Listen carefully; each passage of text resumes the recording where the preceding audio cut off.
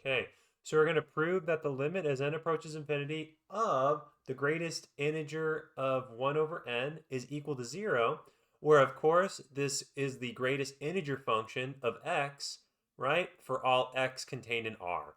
So how the greatest integer function works is that we plug in any real number, like let's say we plug in 2.1, and we find the biggest integer that is less than or equal to this real number.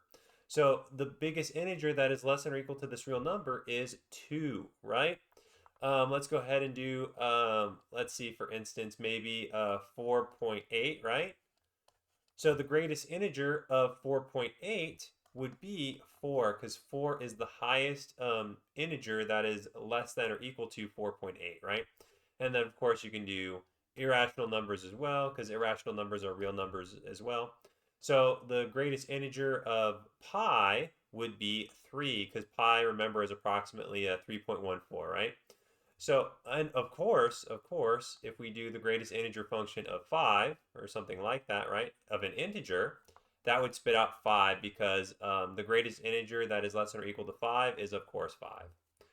So now that we have an idea of how the greatest integer function works, let's go ahead and try this proof. So remember, if we want to prove that a sequence converges to 0, right, we have to show that for every epsilon bigger than 0, there exists a capital N contained in the natural numbers, such that if we have little n bigger than or equal to big N, this would imply that the absolute value of this sequence, right, this term after this capital M, right, capital N minus 0 is less than epsilon, right?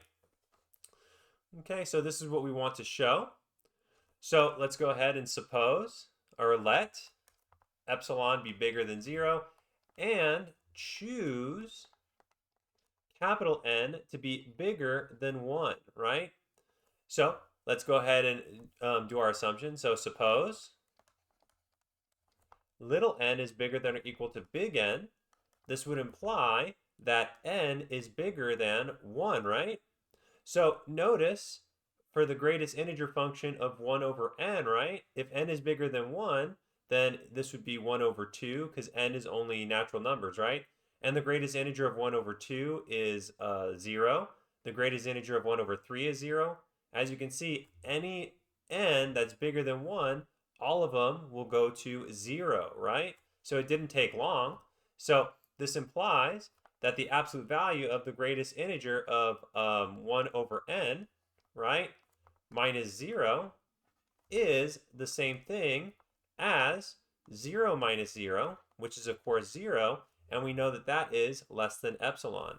So we've got, right, so we have that the absolute value of the greatest integer of 1 over n minus 0 is less than epsilon, and that's what we set out to do. We suppose that n was bigger than or equal to big N. We chose big N to be 1, so that means little n is bigger than 1. And if we have this implies this, right? This implies that the limit as n approaches infinity of the greatest integer of 1 over n is 0. And that is our proof.